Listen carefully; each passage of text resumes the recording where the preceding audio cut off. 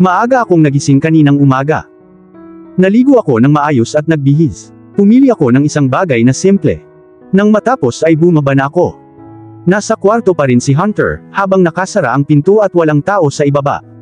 Sinamantala ko ang pagkakataong ito, para magluto ng almusal. Medyo natagalan ako sa paghahanap ng ingredients sa mga cupboards, ngunit nakita ko ito. Nagpasya akong gumawa ng pancake, dahil mas mabilis ito. Binaliktad ko sila sa plate-like na tinuro sa akin ni Mama. Wow! Napatalon ako, nagulat ako sa biglang boses. Lumingon ako at nakita ko si Hunter. Nakasandal siya sa pader, nakahalukip-kap ang mga braso sa malapad niyang dibdib, habang pinagmamasdan ako. Good morning, mainit niyang sabi. Morning. Sagot ko, sabay balik sa aking pancake. Pinatay ko ang oven, at inilagay ang huli sa plato. O-order sana ako ng breakfast, sabi niya, at nagkibit balikat ako. Sayang, nakapagluto na ako ng breakfast, sabi ko, habang papunta sa mesa na may dalang pancake. It looks yummy, pagpupuri niya habang nakatingin sa pancake. Umupo siya sa harap ko, at binigyan ko siya ng plato na may laman na pancake. Kumuha siya ng unang kagat, at tumango siya sa akin. It's really good, sabi niya at tumawa ako. Of course it's good. Tinuruan ako ng mama ko kung paano gawin ang the best one. Sabi ko sabay subo ko. What? Hindi ko akalain na si Tita Samantha pala, ang tipo ng babaeng nagluluto.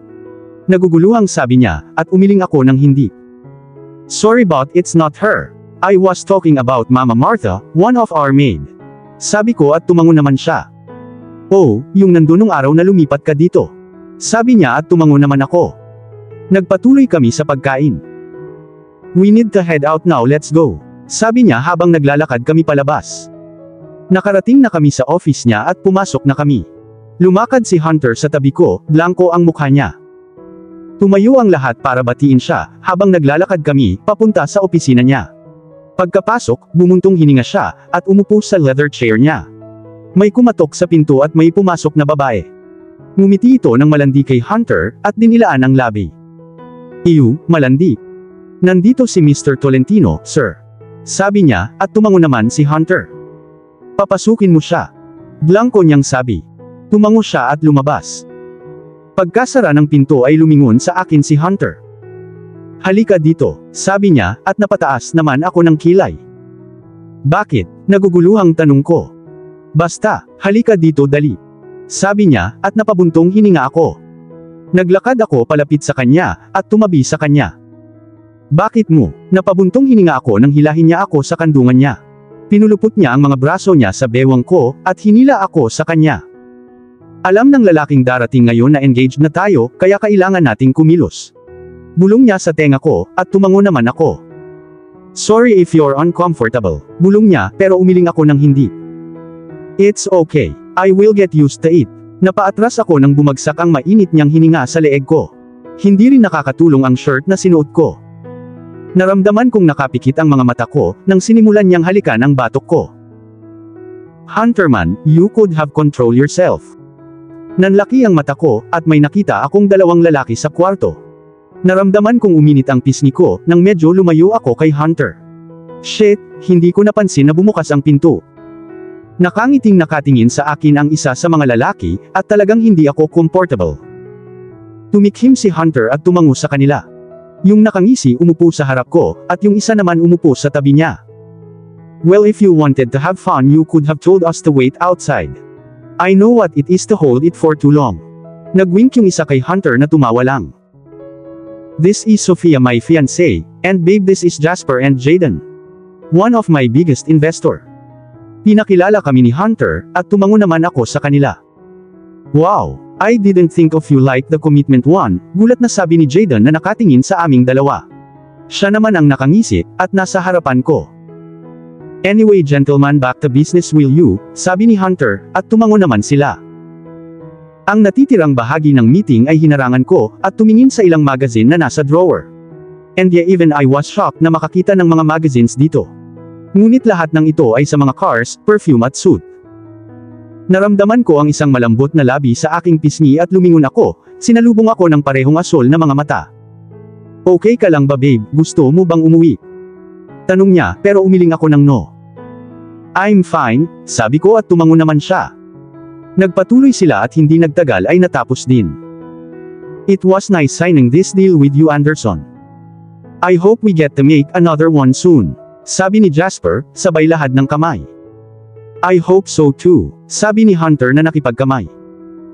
Lumabas na sila, at naramdaman kong napasandal siya sa upuan niya.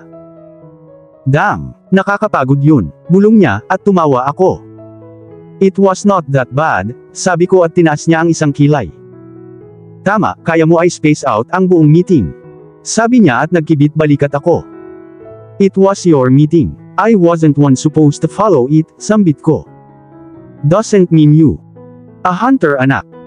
Napatunghay ang ulo namin sa pinto, at nakita sina Daddy David at Mommy Samantha.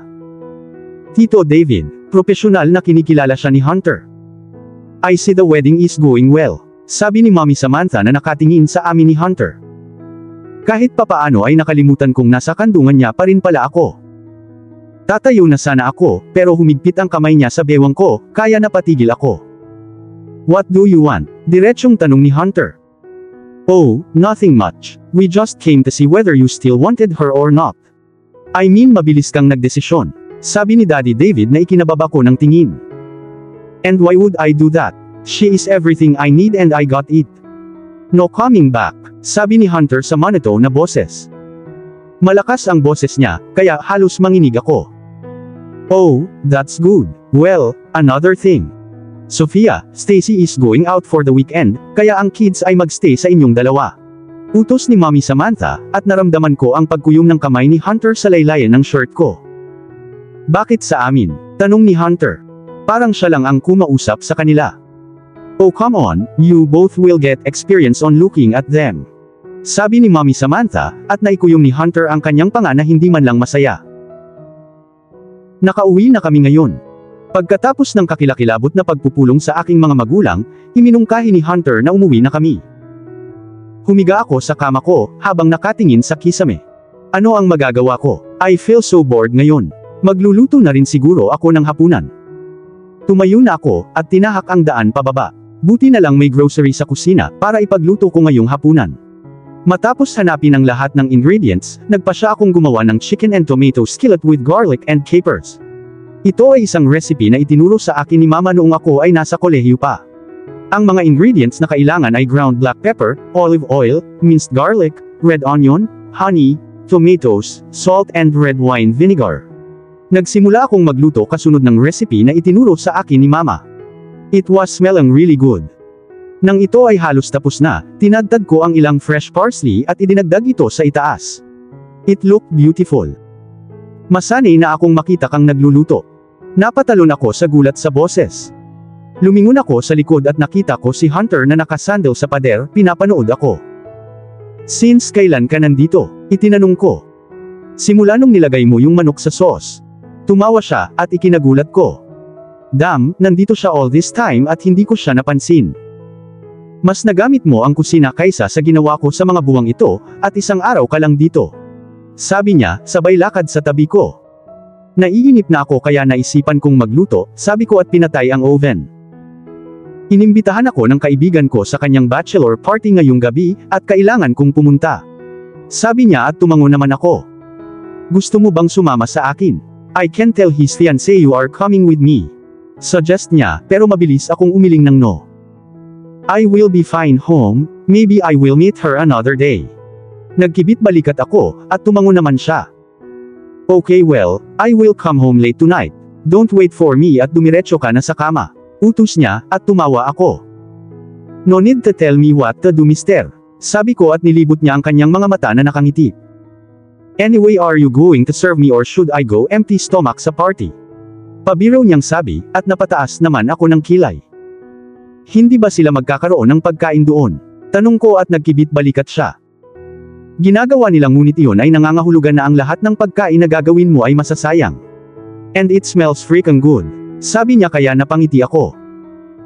Fine go and sit down, I will bring it. Sabi ko at kontento siyang tumango. Kumuha ako ng 2 plato at nilagyan ang plato niya. Pumunta ako sa dining room at pumunta kay Hunter. Inilapag ko ang plato sa harap niya at nagsimula na siyang kumain. Guess someone was hungry.